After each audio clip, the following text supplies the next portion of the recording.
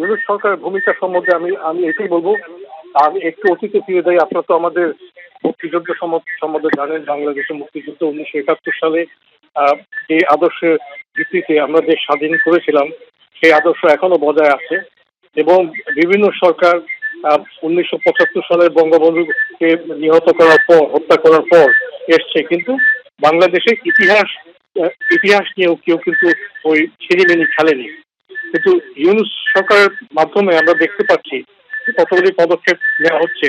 যেমন এদের মাধ্যমে এরা চাইছে যে বাংলাদেশের সংবিধান পরিবর্তন করা হোক অথবা সংশোধন করা হোক।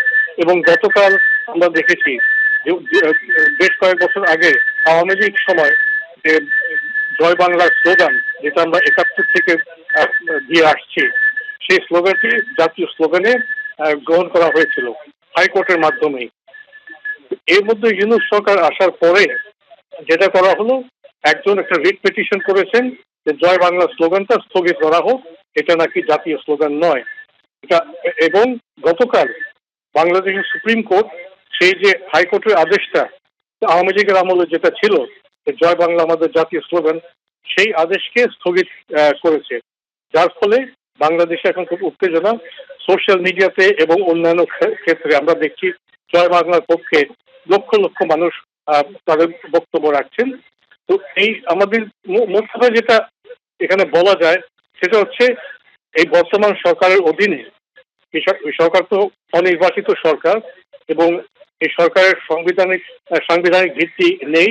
আপনারা জানেন কেয়ারটেকার সরকার পদ্ধতি 2011 সালে বাতিল করা হয়েছে। তো যাই হোক, এরা সরকার গঠন করেছে, কিন্তু এই সরকারের আসার পর, ক্ষমতায় আসার পর যেটা আমরা দেখছি যে আমাদের ইতিহাসের উপর আক্রমণ করা হয়েছে।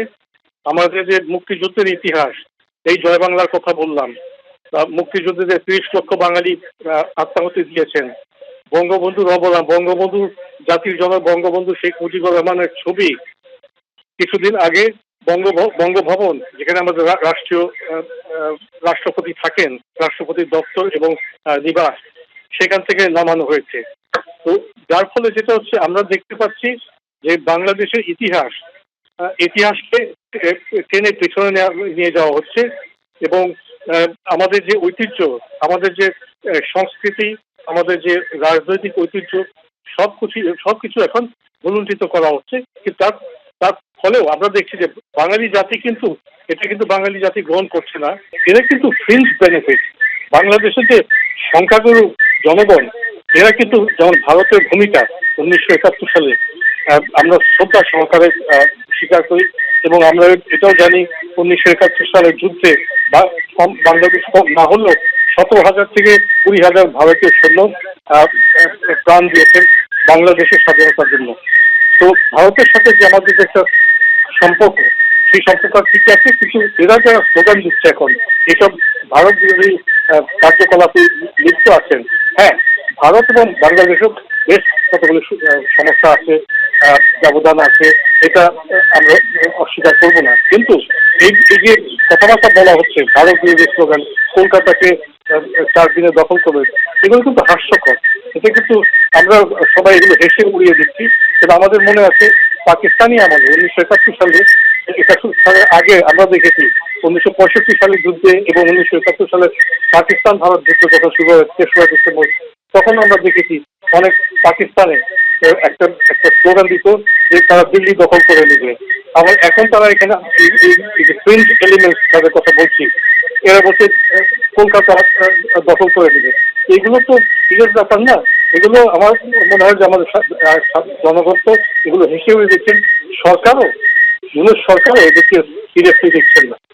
কিন্তু যেটা আমাদের করণীয় এখন, ভারত বিরোধী যে আন্দোলন বা কার্যকলাপ লিপ্ত আছেন, যারা এগুলো এই কাজে লিপ্ত আছেন, তাদেরকে দমন করা দরকার।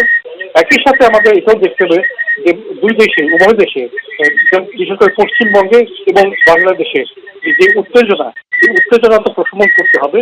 এবং একটা ভালো দিক যেটা আমরা দেখছি, ভারতীয় যে পররাষ্ট্র সচিব বিক্রম মিস্ত্রি, তিনি এসেছিলেন ঢাকায় এবং তিনি যে আলোচনা করলেন, এটা আমার মনে হয় একটা ভালো একটা পদক্ষেপ। চ্যানেল অফ কমিউনিকেশন দুই সরকারের মধ্যে, দুই দেশের মধ্যে খোলা হলো। বাংলাদেশের যে যে হিন্দু সম্প্রদায়ের উপর যে নির্যাতন, এটা হ্রাস পাবে, ইদানিং আমরা দেখছি হ্রাস পাচ্ছে। এবং একই সাথে যে পশ্চিমবঙ্গে, ভারতে তারাও অ্যাপ্রিসিয়েট করবেন যে আমাদের দেশের মানুষ, আমাদের দেশের জনগণ কিন্তু এই এই সংকটে, এই সংকট কখনো কাম্য নয়, এবং তারা আশা করছেন একটা ভালো সম্পর্ক গড়ে উঠবে। আর আবার বলবো যে যারা ভারত বিরোধী আন্দোলন করছে, ভারতীয় শাড়ি পরাচ্ছেন, এরা কিন্তু হাসির পাত্র হয়ে যাচ্ছেন।